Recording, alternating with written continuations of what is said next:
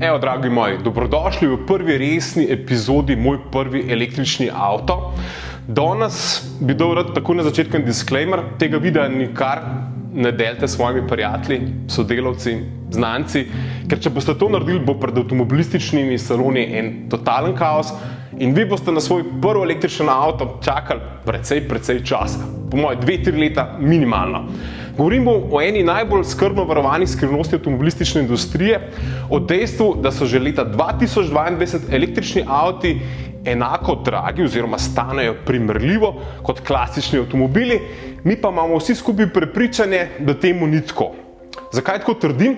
V zadnjih letih sem se precej pogovarjal z direktorji blagovnih znamk, slovenskimi uvozniki avtomobilov in hitro smo prišli do tega, da če avtomobile gledaš iz enega mičkeno drugačnega zornega kota, s spektrom večjih informacij, prideš pravzaprav do te ugotovitve. Oziroma ovržeš mit o tem, da so električni avtomobili dražji od klasičnih. Tako da danes bomo preverili to, potem pa bomo šli proti moji odločitvi, zakaj sem se jaz leta 2022 odločil za nakup električnega avtomobila in zakaj trdim, da bomo v naslednjih 5 letih za tem nakupom prihranili tudi do 60% denarja.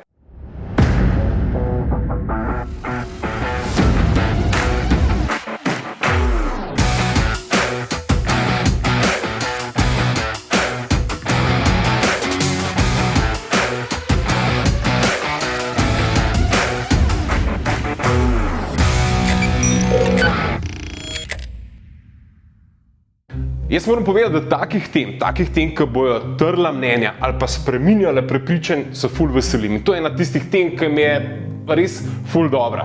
Namreč tudi sam sem bil tega prepričanja, da so električni avtomobili vsaj za 20% dražji od običajnih.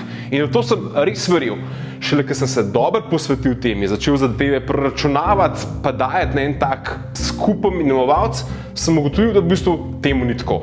No in tudi zato verjamem, da bom danes razbil ta mit, da so električni avtomobili dražji od običajnih in to bom naredil na en tak zelo matematičen način. Valjda sem vam pa tudi v prvi epizodi, torej v pilotu obljubil, da bom v vsako epizodo razbil en mit, eno naše napačno prepričanje. Osebno sem vedno razmišljal, da Slovenci znamo razmišljati z lastnim tošlom, da si stvari zelo dobro preračunamo, ampak v primeru avtomobilov se mi zdi, da temu ni tako. To je ziher ena taka zarota, tako da pojmo pogledati.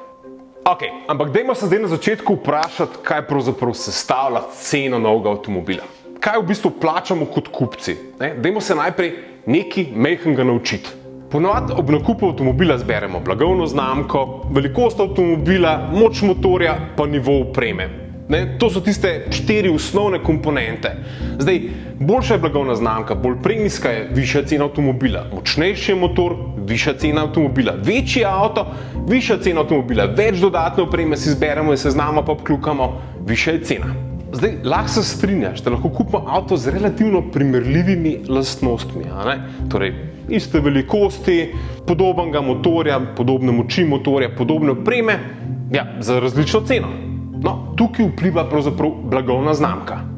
Ok, en tak res dober primer je naprimer Volkswagen Golf pa Audi A3. Načeloma zelo podobna avtomobila, podobna platforma, velikost, motorizacija, nivo opreme, ampak na koncu dneva, če primerjamo zelo identično specificirana avtomobila, razlika v končni ceni 6 do 8 tisoč evrov. Volkswagen Golf, brother from another mother, kaj ne rečem? Cena je zaradi blagovne znamke drugačna. Hkrati pa lahko kupiš isti model avtomobila, torej Volkswagen Golfa, tazga, ki ima 120 konjev, pa tazga, ki ima 243 konjev. Lahko sta avta relativno podobno specificirana, oba imata radarski tempomat, oba imata lahko usnje, ampak razlika je ravno v teh konjih. Avto z več konji, torej Volkswagen Golf GTI, bo stal tam 10 do 13 tisoč evrov več od podobno specificiranega navadnega Golfa. Torej, zdaj smo se naučili eno stvar, da cena avtomobila tvori velikost, konji pa nivo opreme. Zraven se priključuje pa še blagovna znamka. No, zdaj pa kot kupcem nam je pomembnih pa še ful enih stvari, koliko naprimer avto porab, pa za koliko bomo lahko kot rabljenega prodali, pa kakšni so stroški vzdrževanja, ampak to so vse stvari, ki se bo zgodile enkrat v prihodnosti. In nas v bistvu, zato ker nismo tako zelo racionalna bitja, pa živimo bolj v sedanjosti, to pravzaprav čisto nič ne gane in ne vpliva toliko na nakupno odločitev. O teh zadevah enostavno ne razmišljamo racionalno. Ne. Bolj nam je pomemben imidž, naprimer znamka, koliko bo ta avto v 5 letih izgubil. Res ne gledamo v prihodnost. Nekaj zdaj, da prekinemo to teorijo, pa da malo razbijamo misli, pa da smo malo v kaosu, ker kreativen kaos je ful koristen. Da mi pove eno stvar, ko se tebi kolega usede v tvoj nov avto, kjer je 2 stvari te vpraša. Prva stvar te vpraša, koliko si za avto plačal, ta druga stvar je pa koliko ti je tvoj avto kur. In a ne bi bilo fajn, da bi mu lahko odgovoril, da pokur 1 liter na 100 km, namreč to je tista povprečna vrednost izražena v evrih, ki jo natočiš v tank električnega avtomobila in z njim narediš 100 km. Tako da stvari je treba gledati ful večplastno. Valjda pa še ful enih vprašanj, s katerimi se lahko pri električnem avtomobilu ful pohvališ. Če te friend vpraša, kakšne pospeške ima tvoj avto električen, ponavadi dosti boljše pospeške kot klasičen. In teh stvari je še kup. Upam, da ti je zdaj približno jasno, kam ciljam s temi zadevami, ki smo se jih naučili. To, da so avtomobili ali pa električni pa klasični avtomobili tako kot hruške pa jabolke. Na nek način jih ne moreš primerjati, so pa sadje na koncu dneva. Tako da, zdaj, ko nam je jasno, kaj sestavlja cena avtomobilov, se lahko lotimo tega famoznega mita, da so električni avtomobili dražji od klasičnih in ga v bistvu na podlagi parih primerov kar dobro zanaliziramo. Pojmo pogledati. Dajmo na začetek primerjati avtomobile 1 na 1, torej klasika versus elektrika. Zato bom čisto za prvo primer dal 2 avtomobila, ki sta pravzaprav dvojčka. Gre za ista avtomobila, s tem, da je en električen, en pa v bistvu klasičen. Primerjal bom 2 BMW-ja, BMW 4 Grand Coupe in pa BMW i4 Grand Coupe. Jaz sem pač to tako poimenoval. Gre za v bistvu identična avta z drugačnim pogonom. Ta primer je pa ful seksi zaradi večjih stvari. Ena stvar je to, ker gre za isti avto in drugačen motor, zato je v bistvu ful dobra primerjava, ker blagovna znamka naprimer tukaj nima nobene vloge. Električen i4 ima približno 340 konjev, to je vstopen model, medtem ko ima dizelski model 183 konjev, to je vstopen model. Že tukaj je ena bistvena razlika. Dizelski bo porabil vsaj tam nekih 6,5 v mešanem ciklu, medtem ko vam bo električen porabil tisti 1 liter, kolikor porabijo električni avtomobili. In ko začneš te zadeve seštevati, pa upoštevaš mogoče, da v življenjski dobi električnega avtomobila bo to vzdrževanje nižje, da bojo stroški goriva nižji, je teh 6-7 tisoč evrov razlike med osnovnima cenama pravzaprav bagatela. Takrat ugotoviš, da je električen avto v bistvu zelo ugoden nakup. Ampak kjer je čisto zares zdaj dražji? Valjda električen, ne? Električen je v osnovi dražji. Ampak če uporabljaš zdravo kmečko logiko, boš ugotovil, da je cenejši. Na nek način več avtomobila, boljši pospeški, boljša poprodajna vrednost, manjši stroški vzdrževanja, manjši stroški goriva. Kaj naj sploh rečem? Valjda, električen avto. Nekako bencinar zgleda res, ancient, dinozaver, avto na dinozavre. Na koncu dneva manj si na bencinskih črpalkah. In to je še en mit, ki ga mislim razbiti v eni od naslednjih epizod, to, da lastniki električnih avtomobilov več časa zapravljajo z točenjem goriva. Zdaj, če ti je ta vsebina kul, oseki na tiste zvonček, da boš dobil notification, pa da bomo skupaj razbili še kakšen mit. Če ti gre pa kakšen mit res na živce, pa veš, da ni pravilen, ga pa zapiši spodaj pod komentarji. Pojmo zdaj naprej, spet smo se ustavili pri blagovni znamki BMW, in to je eno tako hudo prekletstvo družinsko okoli tega BMW-ja. Vedno se zahakljamo pri njih in vedno pridemo z njimi v konflikt. Upam, da mi pri BMW-ju kakšne izjave ne bojo zamerali, ampak tako je to. BMW je ena mojih ljubših blagovnih znamk in tale i4 je eden od tistih avtomobilov, ki mi je zelo zanimiv. In zdaj pa v bistvu ta primer, ki je v bistvu moj primer, Audi A3 S-Line versus Cupra Born.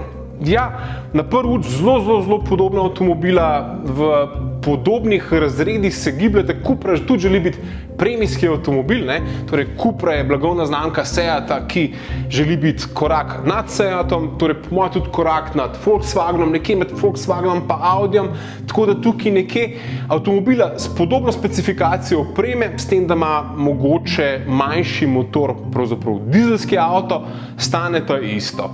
In jaz bom temi primerjavi teh dveh avtomobilov posvetil naslednjo epizodo, torej naslednji vlog, kjer bom pravzaprav razgradil, da bi lahko v 5 letih kupil v bistvu 2 Cupre Born za ceno enega Audija. Tako se finančno namreč obnese električen avto, kako pa sem prišel do tega izračuna, bom pa dokazoval v naslednji epizodi. No, in če smo imeli v prvem primeru BMW avto, ki je bil nekoliko dražji kot električen, ta njegova nominalna cena, torej cena prepopana na šipo, imamo zdaj 2 avtomobila, ki imata v bistvu isto vrednost. Ampak dajmo zdaj še en ful seksi primer. Primer, kjer bom dokazal, da so lahko električni avtomobili blazno cenej od primerljivih klasičnih. Dajmo primerjati nekaj, kar se absolutno ne sme primerjati. Kar je primerjati pravzaprav greh.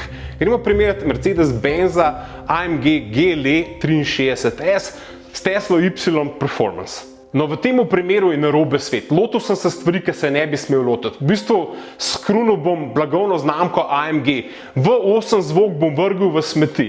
Dajmo zdaj pogledati. Tesla Y Performance stane dobrih 70.000 evrov. Medtem ko ta njegov zelo primerljiv avto z primerljivimi lastnostmi, dajmo reči, primerljivo velikostjo, manjši prtljažnik ima GLE, kakor ga ima Tesla Y, približno isto prostore je noter, čeprav je Y-ka manjša, ampak zato, ker je električna noter v njej več prostora, razlika v ceni je pa v bistvu še ena Tesla Y. Torej, če je Mercedes-Benz AMG GLE 63S 149.000 evrov po ceniku, pejte si na to naklikati na konfigurator slovenskega voznika, pa pejte si naklikati Tesla Y Performance, 70.000 evrov boste videli, da je vmes v bistvu še en avto. In zdaj, da lahko v smeti vržemo ta zvok, pa tako naprej, po vse emocije, ki jih povzroča GLE, AMG in tako naprej, ampak na drugi strani sta pa avtomobila zelo primerljiva, pospeški, končna hitrost, pa še ena stvar je, Kestel, od AMG-ja je približno toliko velik, kot je baterija od Tesla Y Performance. Jaz dvomim, da z AMG-jem narediš več kilometrov z enim polnjenjem tanka, kot s Tesla Y.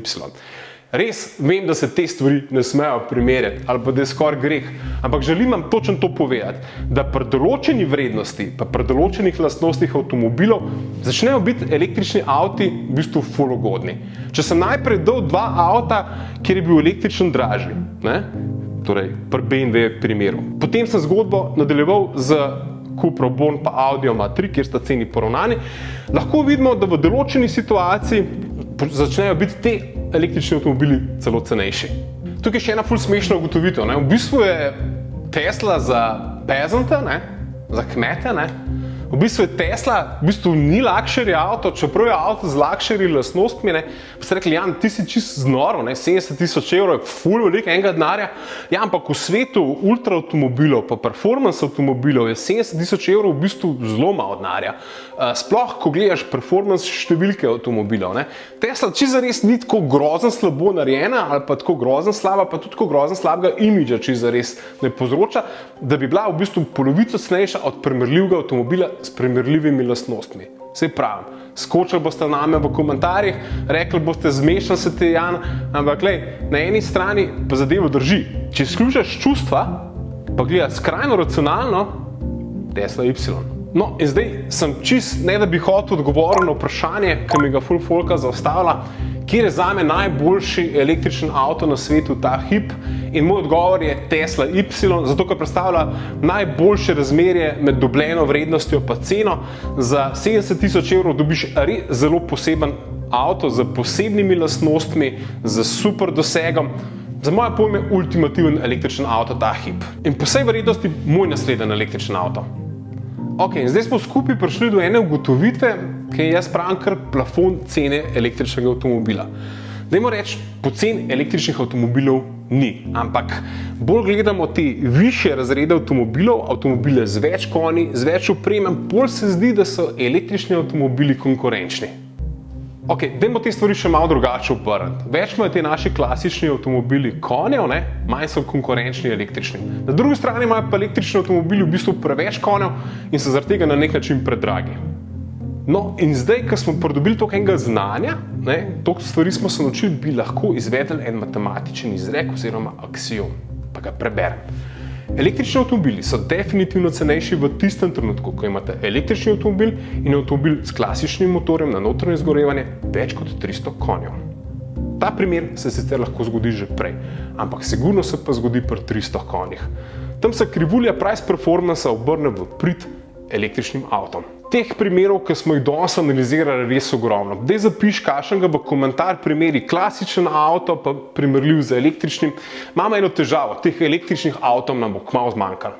Zdaj priznam, da razlika nastane, ampak a niso električni avti zares malo boljši avtomobili, malo hitrejši, malo bolj sodobni, malo bolj povezani z internetom? A je ta kozarec vode na pol prazen ali na pol poln? A je jabolko enako hruški in v čem? V bistvu gre za eno tako filozofsko vprašanje. Zelo težko primerjamo avtomobile ena na ena. Lahko pa jih postavimo na en skupen imenovalec, pa dobimo na take zelo zanimive rezultate. Priznajmo si, v ceni gre pravzaprav res za majhno razliko. Razlika je, ne bom rekel, da je nezanemarljiva, ampak zares ti avtomobili imajo druge boljše lastnosti. Ampak valjda ne samo to. Ključnih je še ful enih stvari, ki vplivajo na lastništvo avtomobila.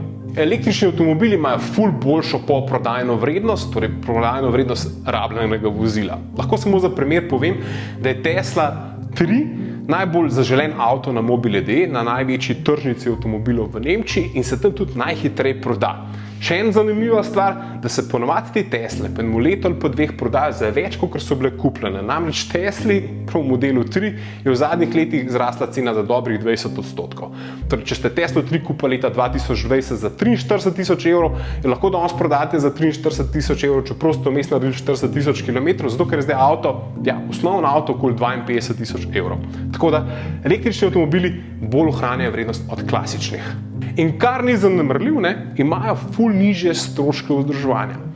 Pri Consumer Report so izračunali, da lastniki Tesle v življenjski dobi avtomobila prešparajo približno 10.000 evrov. Tako da, če vse to izračunaš, pa nastane ena taka kar zanimiva kalkulacija. Da stroškov z gorivom sploh ne omenjam, pa koliko manj jih imaš. No, in zakaj imamo potem vsi v glavah, da so električni avtomobili ful dražji od klasičnih? Jaz mislim, da je glavna težava, da smo se to nekoč naučili in to predstavo tudi zasidrano obdržali. Pred 10 leti, ko so predstavili Tesla Model S, so se nam ti avtomobili zdeli res dragi. Praviloma so bili nad 100.000 evri. No, in to, kar se Janezek nauči, Janezek zna, Janezek pa nažalost ne ve, da se svet spreminja 300 km/h. Ampak šalo na stran, ker so prišli električni avtomobili, so bili to načeloma prestižni kupeji, pa te večje poslovne limuzine. In vsaka novica v teh avtomobilih je bila novica o avtu, ki je vreden več kot 100.000 evrov. In tako smo jih vi v svojo podzavest zapisali kot praktično nedosegljive. No, in še danes imamo težavo, da tistih res cenovno dostopnih električnih avtomobilov enostavno ni. Trg na nek način še ni razvit. Avtomobilov za povprečnega Slovenca je takih med 20 pa 35.000 evri praktično na trgu ni. Obstaja nekaj mestnih električnih avtomobilov, tako kot je Renault Zoe ali pa Fiat 500, pa je pomes ena taka luknja, ni avtomobilov. In šele tam pri enih 35.000 evrih se začnejo razni ID.3, pa Cupra Born in tako naprej. Torej tisti električni avtomobili, ki so pa že resni. Nekaj je res dejstvo. Avtomobila za povprečnega kupca ni. Saj ne tazga, ki bi zmogel 300 km, kar je pa kar nujnost. Hkrati pa tudi praktično ni družinskih avtomobilov. Volkswagenov Touranov, pa Citroenov C4 Picasso. Avtomobilov, ki bi bili podobni tem. Načeloma obstajajo. Obstaja Volkswagen ID.4, pa Škoda Enyaq, ampak za moje pojmo so te avtomobili popolnoma predragi glede na to, kaj ponudijo. In glede na njihovo konkurenco, naprimer Tesla Y. Ampak v tem enkrat dolg na širok. Malo bomo poanalizirali trg v eni od epizod, malo bomo pogledali, kjer avtomobili se meni zdijo pravzaprav na nek način malo neumni ali pa celo zelo zgrešeni, pa kjer električni avtomobili grejo v tisto pravo smer. Pa zakaj je temu tako? Tako da tudi ena od epizod, ki prihaja v prihodnosti. Tako da, valjda se ti splača naročiti na kanal, ker teh debat bo veliko, rabim pa tudi tvoje mnenje, pa tvoj odziv na ta video zapis. Zdajle, napiš mi, a se strinjaš, da v bistvu teh avtomobilov, ki so namenjeni družinam, pa povprečnim ljudem ni, da se te avtomobili začnejo tako zelo visok nad temi družinskimi proračuni. In če se strinja z mano, daj zapiši spodaj komentar, pa mogoče kako tvojo oceno, zakaj je temu tako. Zakaj je ta nišni segment med 20 in 35 tisoč evri v bistvu čist prazen. Tukaj smo zdaj kupaj ene filozofije pa matematike vrgli v igro, ampak če bi to čisto poenostavili. Električni avtomobili so dražji zato, ker imajo pač več konjev, pa v osnovi več neke tehnologije, nekih asistenčnih sistemov. Naprimer, električnega avta ne moreš kupiti brez radarskega tempomata. Enostavno ne obstaja takšen avtomobil na trgu in tudi zaradi tega so električni avtomobili dražji. Tako da električni avtomobili niso dražji zaradi baterije, ampak skupka lastnosti tega električnega avtomobila, torej teh tehnologij. Ampak dajmo narediti en eksperiment, en test. Takoj, ko pogledaš do konca ta video, odkliki na auto.net, pa vpiš te parametre.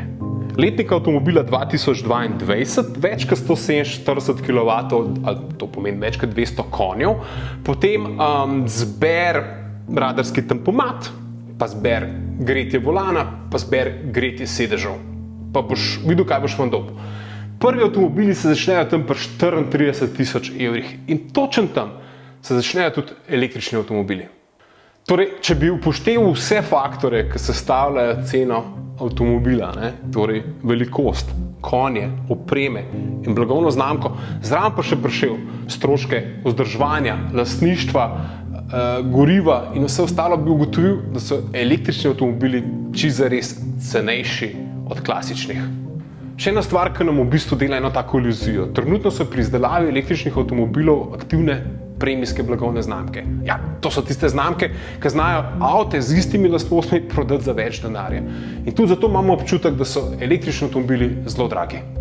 Zdaj smo v bistvu ugotovili, da so električni avtomobili tako ugodnejši za nakup, njihova investicija pa je tudi na nek način bolj varna.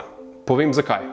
Ko govorim o varni investiciji, mislim predvsem na to, da se bodo stvari v prihodnosti ful spremenile. Klasični avtomobili bodo dobili nore davke. Dobili bomo praktično emisijske kupone. Po letu 2026 bo Evropa začela drveti v tisto smer, kjer se je zavezala z raznimi pariškimi sporazumi. To, da se bo do leta 2030 mogli zmanjšati več kot 50% toplogrednih plinov oziroma CO2 izpustov.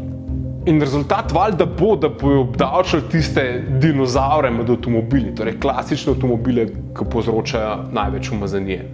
Čisto po domač to povedam, da boste ob strošku registracije dobili še položnico za jurja, pri čisto povprečnem družinskem avtomobilu. Ok, in zdaj smo tukaj, zdaj smo pri dosegu električnih avtomobilov in najbrž vprašanju, ko se vam je porajalo skozi, zakaj se o tem še nismo pogovarjali. Torej v stvari, ki največ ljudi odvrne od nakupa električnega avtomobila. Zdaj pred nedavnim so raziskave pokazale, da ko enkrat avtomobil doseže 300 km realnega dosega z enim polnjenjem, uporabniki izgubijo večino vprašanj oziroma večinoma teh slabih občutkov z e-mobilnostjo. Jaz mislim, da smo leta 2022 že dosegli ta mejnik, da večina avtomobilov, teh resnih električnih avtomobilov, ki se na trgu prodaja, že dosega to znamko. Tako da, če boš leta 2022 kupil avto, ki ima 300 km dosega, ne boš imel prav nobenih težav z avtomobilom.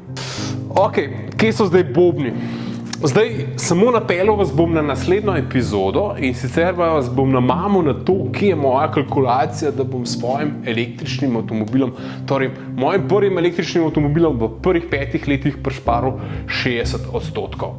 Najbrž ste opazili, da smo zdaj govorili samo o teh nominalnih vrednostih na cenikih električnih avtomobilov.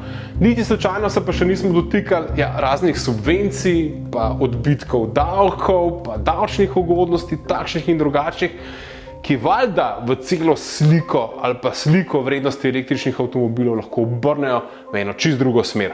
No, in če začnemo temu prištevati relativno podobno ceno, pa nižje davke, subvencije, pa vse ostalo, pridemo do enih zelo zanimivih ugotovitev.